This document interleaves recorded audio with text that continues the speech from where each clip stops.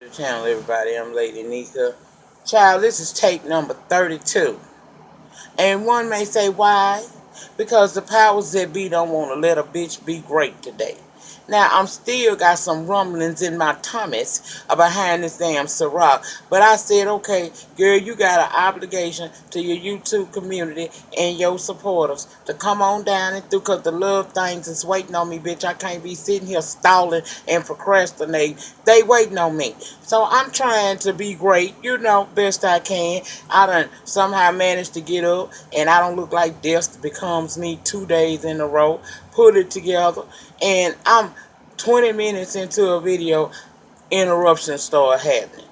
I mean, that just don't make no sense. You shouldn't let a person get 33 minutes into their goddamn video and you on that bullshit. Then you got the phone wants to be ringing. Then you got the next door neighbor. I mean, 25 minutes into my video and all this shit is going on. And all I want to do is talk about the love and hip-hop hoes down there in Atlanta. That's all the fuck I'm trying to do is just bring y'all content with a smile. That's all the fuck I'm trying to do. But the powers that be don't want to let me goddamn be great today. But we gonna have this here conversation about these hip-hop hoes one way or the other. Either I'm gonna have it and be cool and everybody can be in the front doing them, or they can keep interrupting my process and I put everybody on the other side of the goddamn door until I finish doing this shit here. And then after I do that and woosah a minute, I might let their asses back in. That don't make no sense. A person is 18 minutes into they shit and y'all bullshitting like that. Love and hip hop. Before I begin that all over again for the 39th time, yesterday on my Real Housewives of Atlanta video, at the beginning of it, I did make mention of that one of your fellow subs down there and subscribers, and as well as a very good, good girlfriend of mine from the D. She going through some stuff, life altering or life threatening situations with her 7-year-old baby. Now, as I told y'all on that video yesterday, if you can't give anything to this family in need, prayers always work, honey. I told you, where one or two is gathered in his name, he's there. But we also understand that faith without work is dead. Now, we appreciate the kind that jingle, but we need the kind that fold. And if you can get his family some help so they can take some of the pressure off this mother who is simply fighting for the life of her child, then please click the link down in my description box and show your love. If you can't do it, because we all in the struggle, it's hard times for a lot of people in this world today, then we totally understand. But we ask that you can at least say a prayer. If you speaking to Allah, that's fine. If you talking to Buddha, we accept him too. And if you're a Jehovah's Witness, I don't know who you calling, but him too. Just pray for this baby. And if you can be financially a best blessing to this family, do so.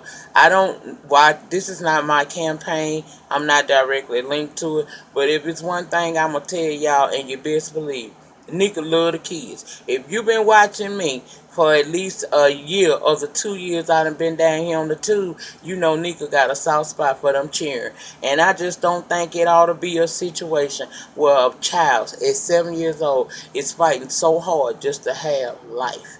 Her life ain't even began. But with the help of you all and a lot of prayers from the man above, we can see this child through.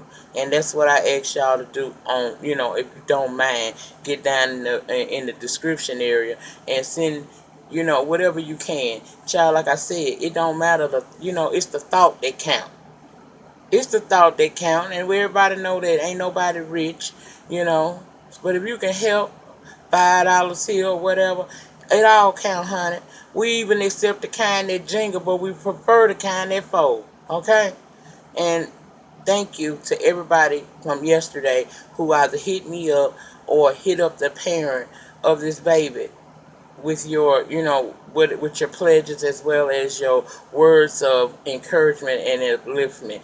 As a parent, I can't imagine what she must be going through, knowing every day that it's a situation going on the inside of her child that could take her child away from her, and all she needs is a little help. So everybody's at a point, at some point in their life, you're going to have to need some type of help. Maybe not financially, but your ass is going to need some help. So if you can help, help. If you can't help financially, send a prayer up to whoever you believe in. As long as it ain't Satan, we accept that. Okay. Thank you.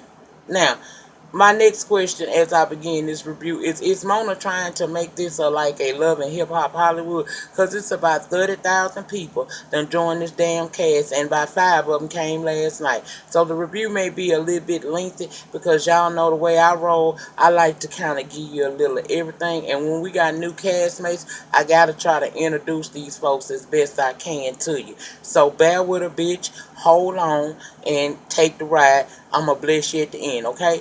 Follow a hoe, if you will. Now, y'all say y'all want to hear it. Here you go. We begin this episode right back. I ain't tell y'all this is season 6, episode 4, in with the new. And it was a whole lot of new shit went on. I don't know if I want to be in with it, but it was a whole lot of new shit went on. Now, we start back off at the double date that was set up by Jessica Dime and Tommie. Okay? Y'all know that Jessica brought Alexis Skyy as her date, and Tommie brought old young Jock. Okay?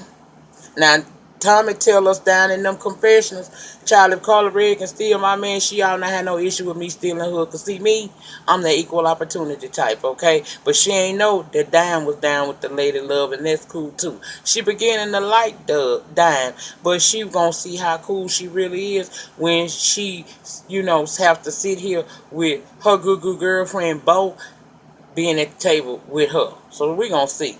Now Tommie say Jock make her laugh, they cool. His stupid ass believe that she truly like him and she got him there because she like and want to get to know him like that there. I don't know where he get that idea from, but he do. Now in confessional, Dime is wondering if it's real or is Tommie doing that on some get back shit, and do Jock got something that she need to know about. No, he don't. He don't have shit that you need to know about. Stay in your lane, little bird. See that girl? Okay. Jock said he always felt something toward Tommie and thought she was very sexy. However, he didn't step to her out of respect for Scrap De Leon. But now he's not in the picture, and Tommie hit him up, and he don't see no problem with going and having a little fun. Typical whole motherfucking rhetoric, ain't it? But anyway, Dime is asking him, what about his current situation to me and Karlie. Now, it seemed as if Jock wasn't very comfortable in that moment to me. It looked like he almost had what we would call a bit of an attitude. But Tommie assures him, look, hold up, no, it's okay. Let her ask the questions that she need to ask. So, at the end of that, he basically say that him and Karlie are just, they together or whatever, they seeing each other, but they're not in nothing serious. See, he can do whatever the fuck he won't, and she can too. That's how you do in non-committed relationships. And I said, well, that shit makes sense, okay? Now, Jock said at first he did think that Tommie was only hitting him up, hollering at him to get some get back on Karlie. However, he don't feel like he giving himself enough credit because shit, he likable.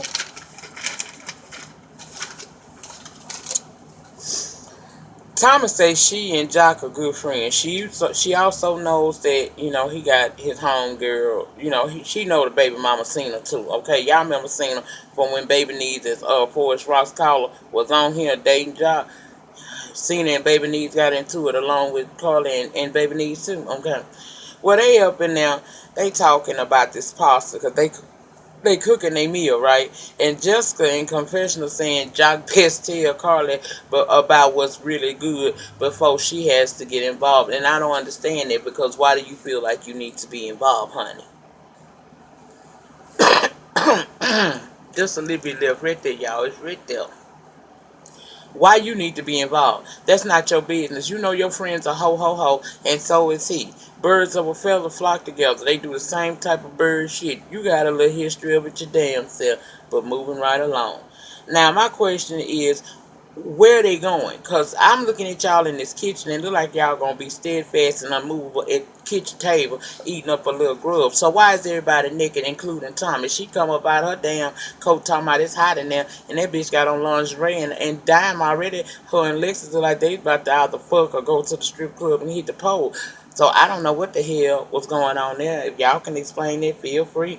But they in there tasting meatballs they done made. And, of course, Jock is sitting over in the corner looking very thirsty.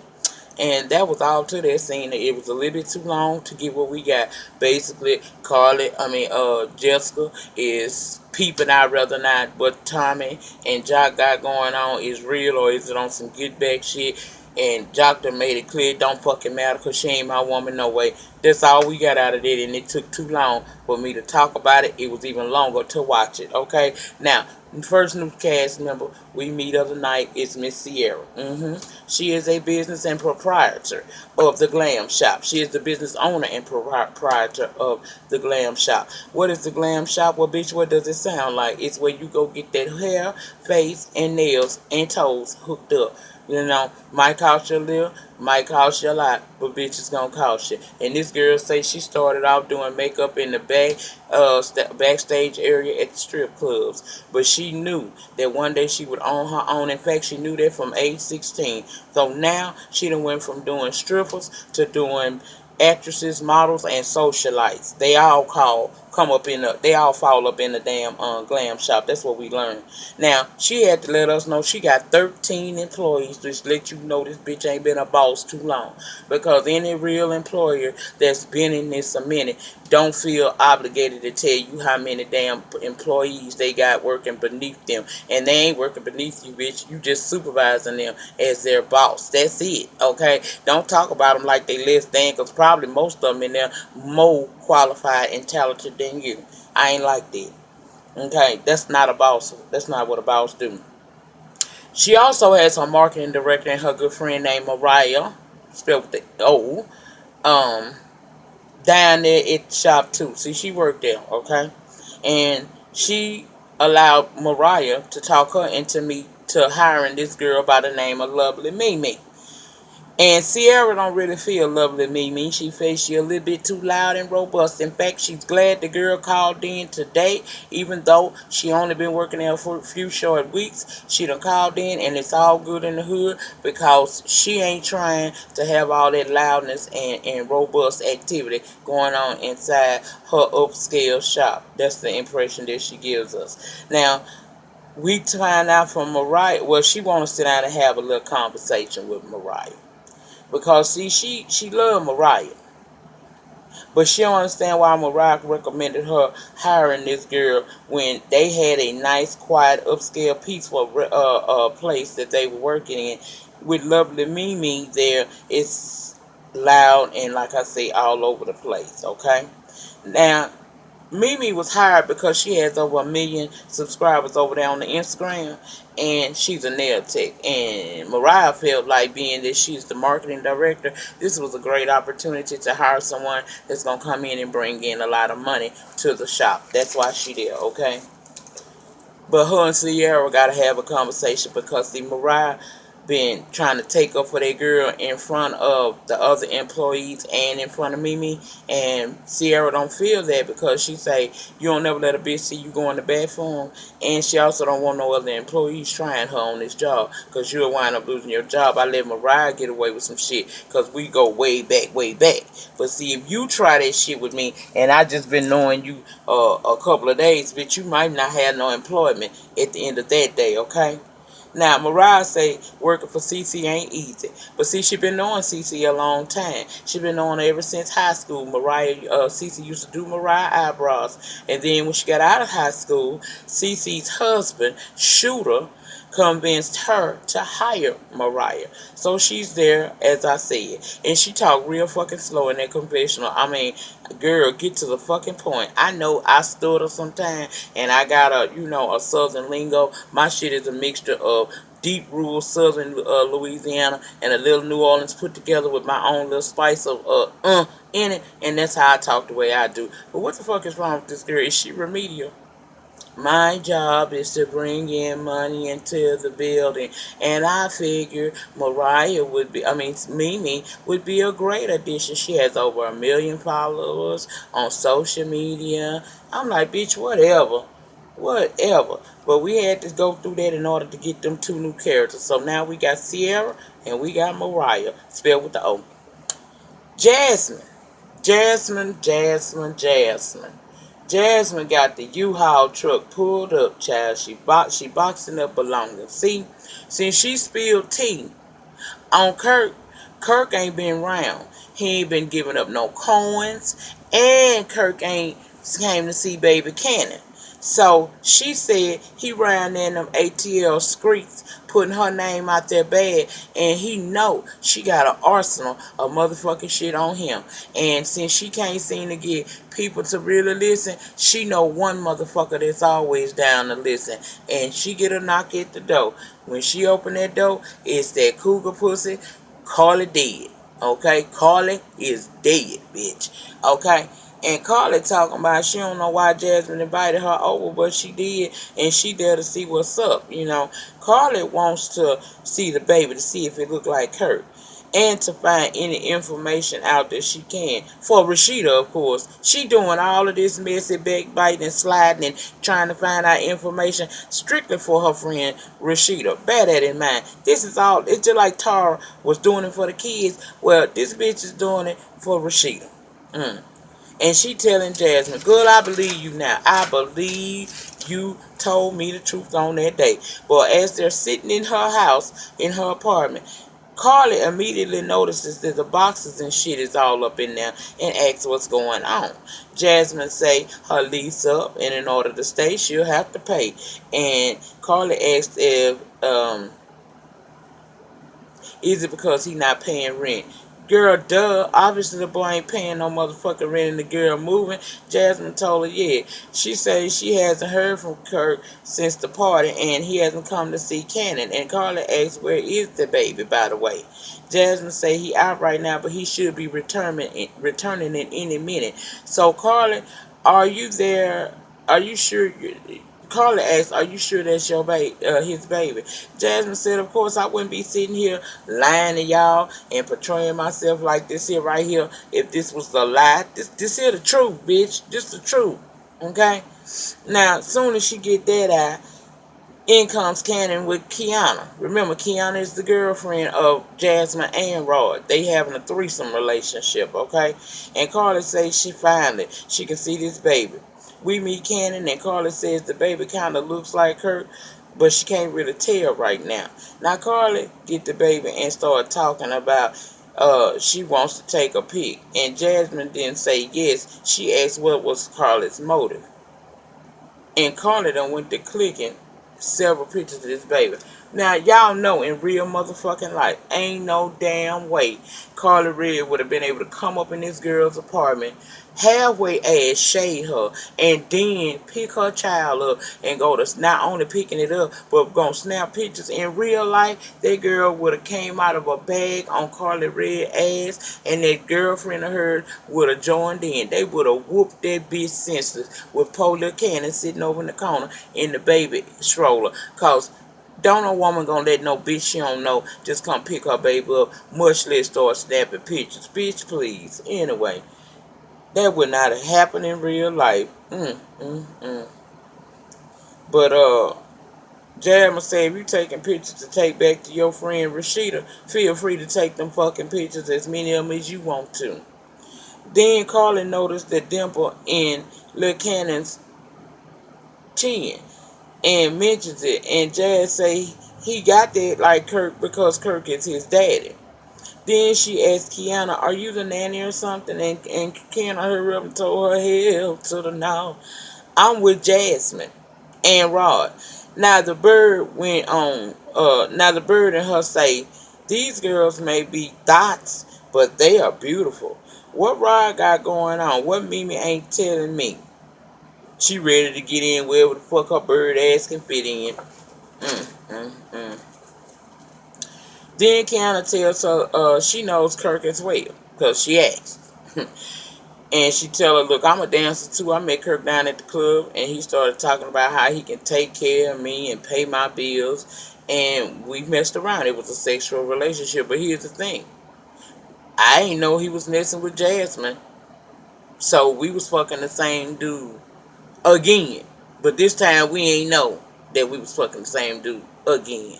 Now Karlie eating this shit up. In confessional saying she hope there's not another baby her heart can't take it. But more important than her heart, can Rashida's take it. Girl, you can take as much as these girls willing to dish out because you like this type of messy stuff. Jasmine says she's tired of being made to look like a liar, so she ready to go down to the courthouse and force Kirk to do the DNA. Karlie said finally. Jazz said he knew he was the child's father from the beginning, but now that he is coming out, everything's out in the open. Yeah, he wanna deny now, so she ain't finna let him deny. And Karlie agreed. Everybody need to know. Now let's talk about my girl Mama D, MVP of this damn whole show. This whole, not the season, the entire show, because Mama D showed us how you take nothing and turn it into something. Mama D is putting out music. Ain't nobody else on this cast doing this shit, but they all supposed to be, rappers and singers and whatnot. Some of them we remember, some of them we don't. But she done came up, not only in her strive to get it, but she also done came up in the sense that Mama D look good. That makeup was on point. I said, you better do it, Mama D. That is how you do it. That's over 40. That's 40 plus. You know what I'm saying? Mama D may be 50 plus. I don't know. But I can only speak for the 40 plus. Bitch, when you over 40, you're supposed to always be on point. There ain't no time. You're like, I'm tired, bitch. Because shit is slowly falling and sagging. You need to accentuate the positive, bitch. Accentuate the positive, okay? Child. Anyway, Mama D say that the palace is running amok and forcing her to get involved. She go to see the Bam. She didn't appreciate Bam until now, when after her son got down on his knees and proposed to her. And the fact that he had a hotel, she means she need to come through and save the damn day. Bambi told Mama D Scrappy not giving growing up. They get into it and he leaves. He opts to be at a hotel. She didn't ask him to do that.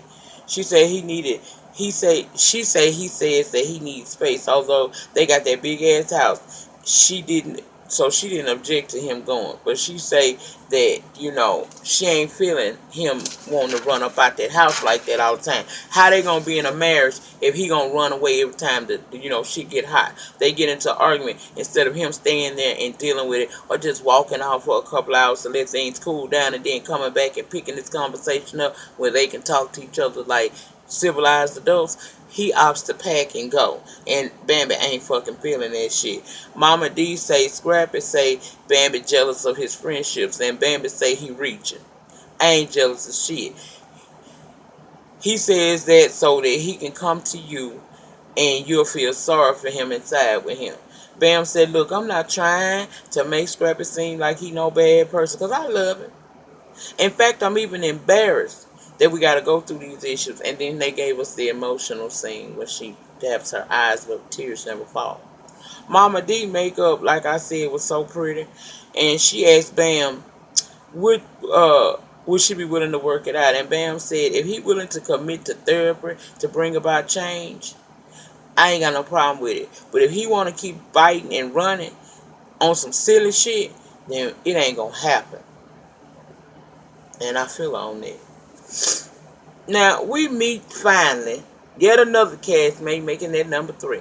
We meet the loud and boisterous Lovely Mimi. I don't know how I'm going to take this chick because she is very loud. But I got mixed feelings about her. She loud, but she like to have fun. And as long as you can bring it down some, I'm kind of cool with a bitch that like to have fun. But she ain't one of them kind that got control on that volume. That volume is always turned up, and that's how she is all the time. Now, she tell us she is known for her dope nails, but she also known for her social media presence. She make funny videos. She's married to a fine-ass black man, and they got 2 kids. And they decided, since ATL is deemed the Black Hollywood, they would come out there and try to make their mark out there. But see, right now, she don't know no one. Until she met this chick that's a mom just like her. And that's the only person she know in ATL. And then the camera pans over, and who is that she that's a mom that's becoming her friend? It's Tommie. Now, Tommie say people see her wild and crazy side, but what they don't know is she's a mom. And she loves her 2 daughters. Now the youngest one, the one we saw last night, was very beautiful, and she said that girl is sweet and caring. But that oldest one that wasn't there, she said that's her mini me. And she said she hasn't been the best, but her childhood taught her that kids need love and attention. And we see them at Sky Zone or somewhere like that. They're the side port or some child. They playing around on the bouncing mats, and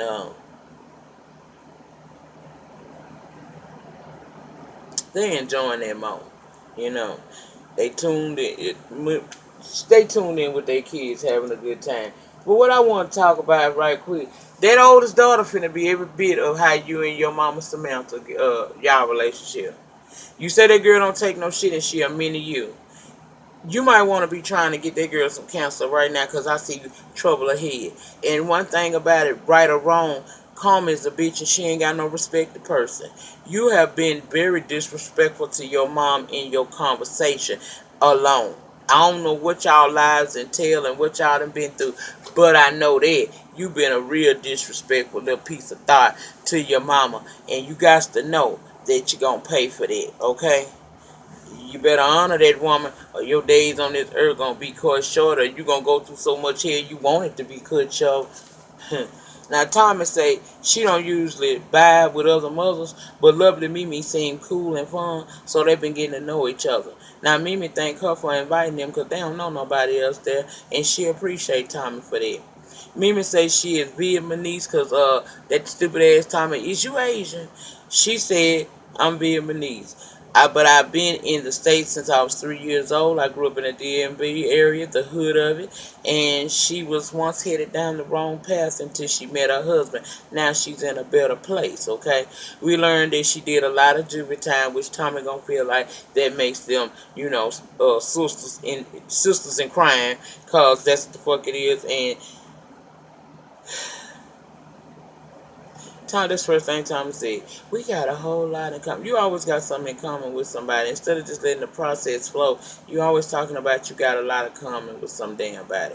Girl, fuck that, okay? Birds of a jail feather flock together. Now just sit your ass down. Tommie say she been through it all.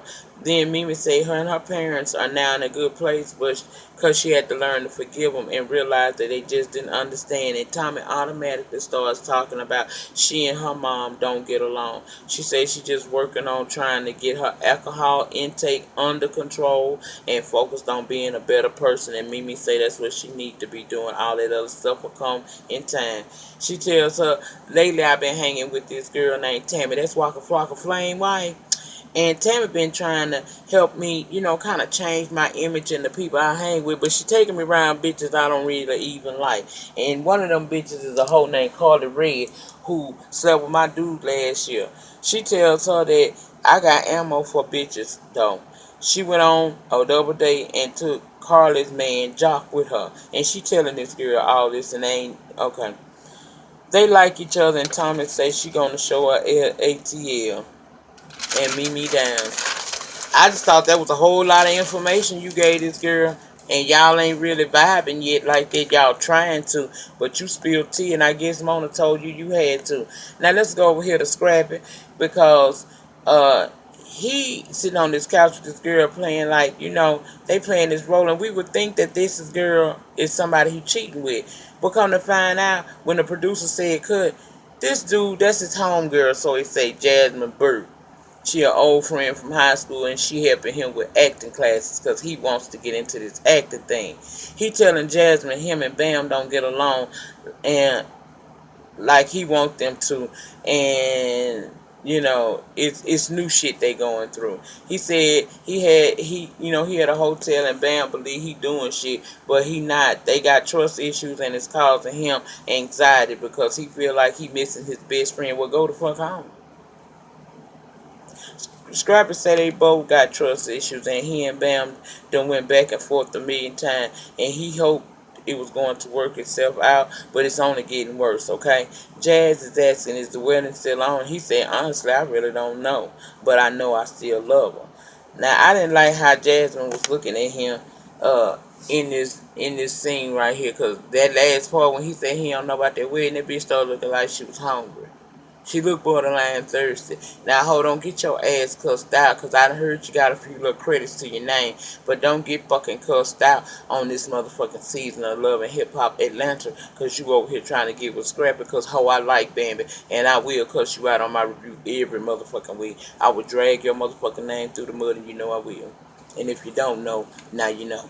Now, Tommie and Mimi out at the club for some fun, like they said they would. Tommie brought Dime, and Mimi brought two girls. Well, she brought Mariah, and Mariah brought this chick named Treasure P, okay? Now, we get to the place, it's a strip club. She want to go there because that's kind of like Dime's home, dumping ground.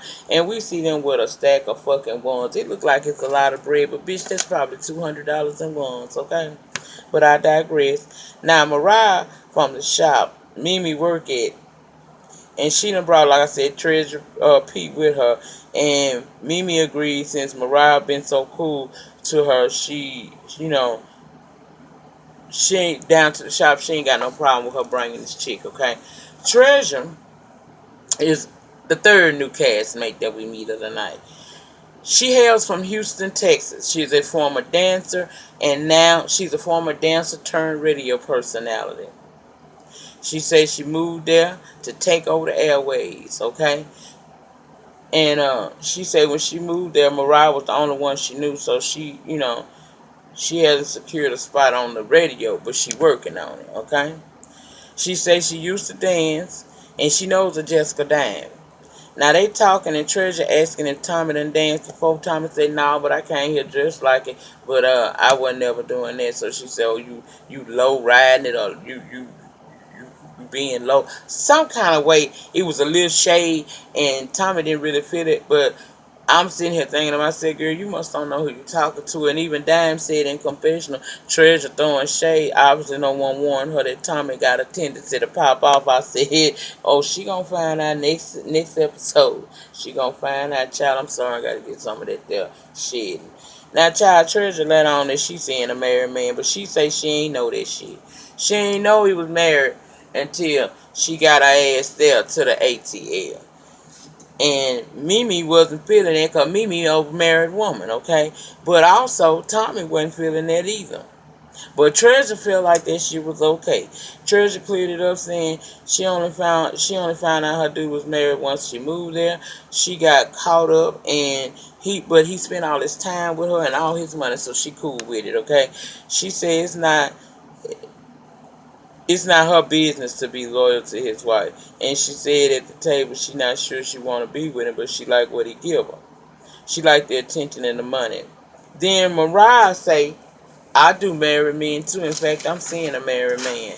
And I'm sitting here looking at both these bird bitches like, really?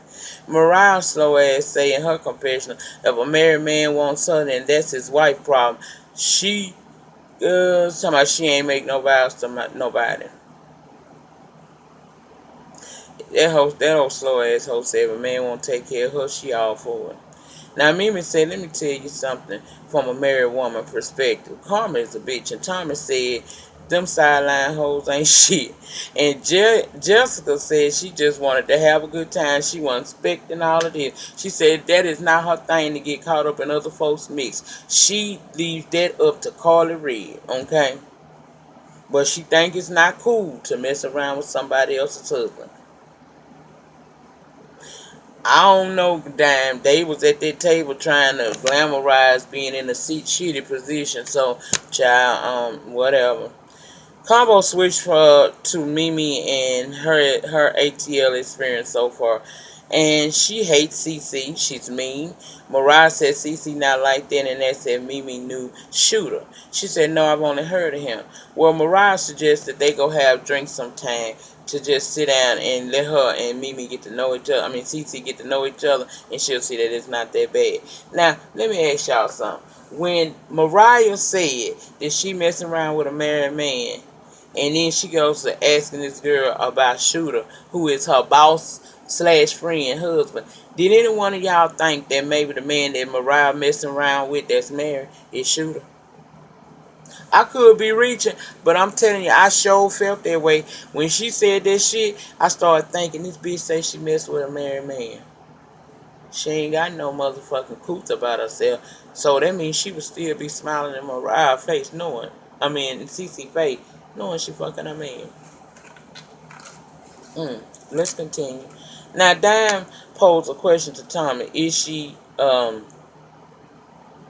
she serious about Jocko as a get back? Now, Treasure sitting there saying she want to know too, because see, she friends with Cena, Jock baby mama, and they still mess around, I guess. So she want to know what's really good. And Tommy says she knows Cena too, and she also know that if Cena knew what she was doing and why she was doing the shit, co-signed it and shit. Remember, Cena got into it with Karlie did too. Now, Mariah say it's the same thing that they're doing, and Dime say no because none of them is married. You messing with a whole married man. Tommy says she never had love for Karlie, and if her hanging with Jock upsets Karlie, that's a good thing. Somebody says Treasure and Mariah was corny and got up to leave, and I couldn't tell if it was Dime or Dime and Tommy. I don't know.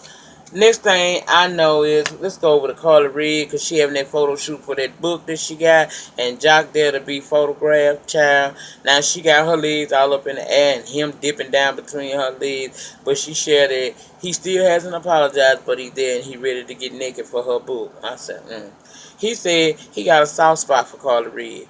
Even though he hasn't he hasn't officially apologized to her, his presence should speak louder than words and should earn him brownie points and some sex that night. Cause see, he only doing it for the sex. He don't really give a fuck. Now she say she appreciate him doing the photos and that he didn't mean what he said. He said he didn't mean what he said when he was talking about her pussy, like pimento cheese and shit. Okay, well they good. Seem like they gonna be good. And she talking about he only was mad at her, and sometimes when people say mad, they say a whole lot of shit. The bottom line of they shit was this right here. She said she appreciated the fact that he came through and got naked for it, even though his body bad. And I was like, God damn, bitch. But who else from your past will you get to be able to do this? Because your show ain't going to get life to do it. And I want to see you try asking Benzino to do it with WithThe around, bitch. Anyway, they talking about Karlie Redd. Let me tell you what I found out. She tell him everything from going to meet up with the girl the first time, getting the recordings of Kirk with the baby, to her going to Jasmine apartment, seeing the baby, talking about the baby named Kannon, spelled with a K like Kirk kids are, talking about what else they were talking about. The dimple in the chin. And Jock say, you know what, after that little talk with Rod, I kind of had a little something on my mind too that I wanted to share, but I don't know. Eventually he tell Karlie, look, I fucked her too. Now my memory was a little bit hazy, but around about the time she was fucking Kirk, I was fucking her too. But that baby ain't mine, because, see, I strapped up with her ass. But, yeah, I had, late night, early morning with a motherfucking Jasmine, and I was all up in that jazz. I said, you nasty bitch. Now, Karlie talking about, are you serious? You embarrassing me. How is he embarrassing you when you and he are not no couple, girl? You full of shit, honey. You full of shit. Anyway, he said he don't know how to tell Rod, but he gonna have to tell Rod and talk to Kirk as well. Okay. Now Mama then got Scrappy meeting her down at the Community Center, cause she done took a minute. She said it took a minute, but she finally accepted the BAM, and she want them to work out, and they need to learn how to communicate better. So she got a surprise, and he go in this room, and in this room is sitting Scrappy's daddy, his stepmama, and Bam, and she looking like she ain't here. She ain't here for that. Now, in the confessional, Scrappy is tripped out, but in a good way. He said his mom and dad come together to help him out like that is a cool thing. So, Daddy Scrappy asking what's going on. Bam says a lot. Scrappy said that he love her and they're in a bad place and it hurts and it's not working. Daddy say it's a relationship. Well, relationship is a process, and the stepmama agreed. Bam says she know that and she willing to work it out, whatever it is. But he's the one that always wants to run away. She feels abandoned when he do that shit. Now he say he leave because it's depressing not talking, and he ain't there to be bullshitting and beefing all day with her, and he's been there for her more than anyone else. has been there for her. And Bam said he must be fucking delusional. Because my grandmother recently died, and he went to Miami to start rocking and hanging out with bitches and Snapchatting and shit. He said he hung around a few days, then he had to go do him. And they started arguing from there. Then stepmama interjected and said, this is what y'all do every day. Y'all don't have no communication. Y'all fight and attack like attack dogs. She said they need to learn how to listen and try to understand where the other one is coming from. I said, yes, mama, get them together. Scrappy said in confession they can't get married without communication. Why would they do that, just to divorce in a year? She says she not getting married because if something happened on his side of the family, she not going to be Snapchatting and running around enjoying life while he at home struggling. And that's what he did to her. And that's what her core issue with him is. And she get emotional and she get up and walk out. But now, see, I don't really agree with that because, see, you say he walk out all the time. Maybe you should have sat there and just dealt with the situation if that's what y'all going to do. Win, lose, or draw, you should have stayed. Now, Sierra said she was peaceful when Lovely Mimi wasn't in there, but she back and she expect the circus to begin at any moment. And it did. The only reason why the girl ain't kicked your ass to the curb, Lovely Mimi, is because Mariah wants you to be there. She asked her to give her a chance, but don't try her. Now, in comes Tommie. That's the circus. And they loud as fuck. It's almost unbearable. Tommie saying, you know, they talking about inappropriate subjects such as her and Dime bumping booties and all that old shit, to the point where Sea6 got to come over there and ask them, could they bring it down a notch because other customers in there is hearing this conversation. Tommie talking about, well, why they ain't talking? If they talk, they wouldn't be able to hear us. That's beside the point. I need you in my shop to respect my wishes. We run a quiet, elegant, upscale situation in here, and I don't need you bringing your ghetto hood rat antics up and through here. That's what I need. Now,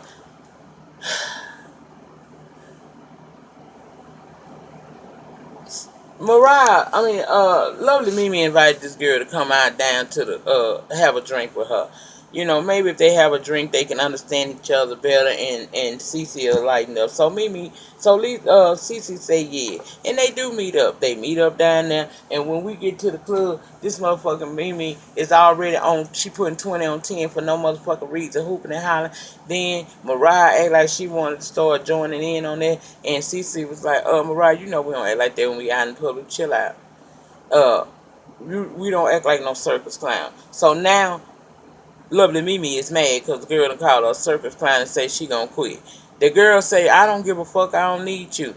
Say that bitch over there so busy trying to be black, and Mimi couldn't take that. Mimi said, I ain't gotta be black to whoop your ass, and she got up. Did y'all see Mimi was a little bit thick, girl? She a little bit thick.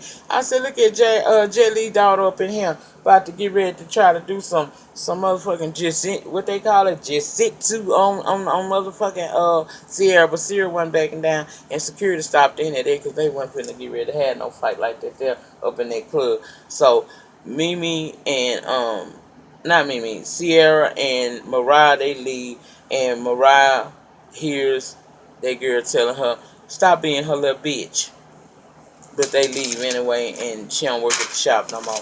Okay.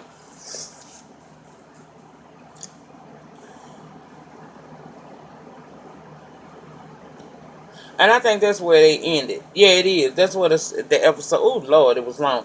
That's where it ended after they tried to have that fight in the club and it didn't work. Then they parted they ways. Next week we gonna see Jock admitting that he smashed Jasmine to the crew. The crew will be probably Scrappy and some old people I seen sitting at that table. Miss Shirlene gonna tell Rashida she need to file for a divorce. We get the return of the old Tommie because her and Treasure P finna fight. Jasmine looked like she was about to come over the table at Karlie Redd for passing her baby photos around. I said, lit. Let's get it. I'm here for it. Y'all, this been a long-ass review, but I tried to get y'all as much as I could from last night's episode. Plus, I had to introduce these new damn characters.